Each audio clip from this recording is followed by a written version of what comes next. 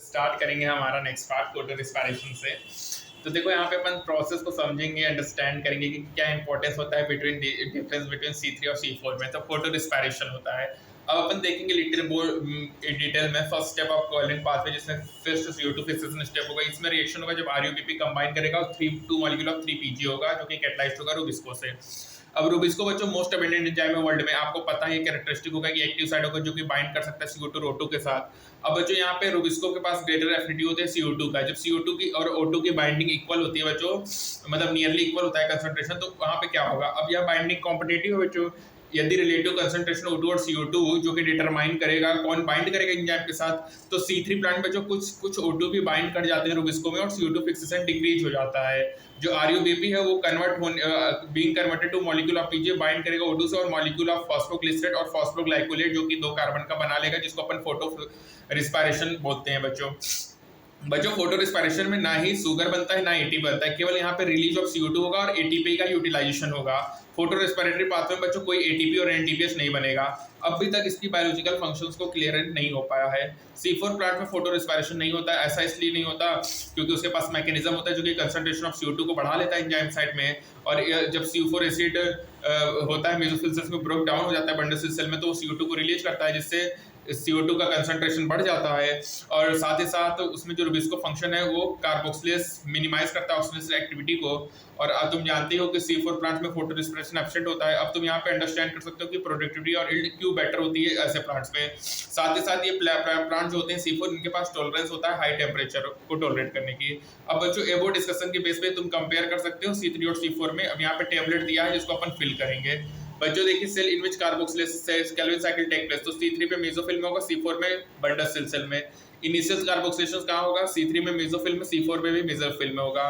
कितने sales lift होते हैं जो कि फिक्स होते हैं CO2 के, इसमें 1 होगा मेसोफिल में, 2 होगा मेसोफिल और बंडित में दोनों। प्राइमरी CO2 एक्सेप्टर कौन है बच्चों, C3 में RUBP है, C4 में PEP है। नंबर ऑफ कार्बन कितने बच्चों, 5 है, C4 में 3 है। प्राइमरी CO2 फिक्सेशन प्रोडक्ट क्या है, इसमें PG, उसमें ऑक्सिलो एसिडिक है, 3 कार्बन 4 कार्बन, दोनों में रुबिस्को है यस, दोनों में पेप के, जिसमें यस है इसमें यस। अब यहाँ पे दोनों में पेपकेस भी हैं बच्चों। किसमें रुबिस्को ज्यादा है, मेसोफिल्स में होते हैं, यहाँ पे C4 में बंडल सेल्स में होगा। CO2 fixation rate under high light condition बच्चों C3 में मीडियम होगा, C4 में हाई होगा, और लो लाइट कंडीशन में दोनों में नेग्लिजिबल होंगे। Photo respiration high light intensity में C3 में हाई होगा, C4 में नेग्लिजिबल होगा, ठीक है। और फोटो रिस्पिरेशन लो CO2 कंसंट्रेशन में उस C3 में हाई होगा, C4 में नेग्लिजिबल होगा।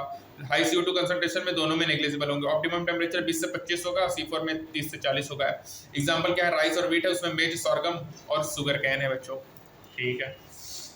अब बच्चों देखिए फैक्टर अफेक्टिंग फोटोसिंथेसिस की बात करेंगे, तो यहाँ पे फोटोसिंथेसिस के जो देखेंगे जो रेट ऑफ फोटोसिंथेसिस है वो बहुत ही इंपॉर्टेंट होता है, जो डिटरमाइन करेगा यील्ड ऑफ प्लांट्स, इसमें इंक्लूडिंग होगा क्रॉप प्लांट्स। फोटोसिंथेसिस अंडर होता है influence of several factors, internal plant और एक्सटर्नल होगा। जो प्लांट फैक्टर होते हैं जैसे तुम्हारा हो गया number, size, age, orientation of leaf, mesophyll cells, chloroplast, internal CO2 concentration, amount of chlorophyll.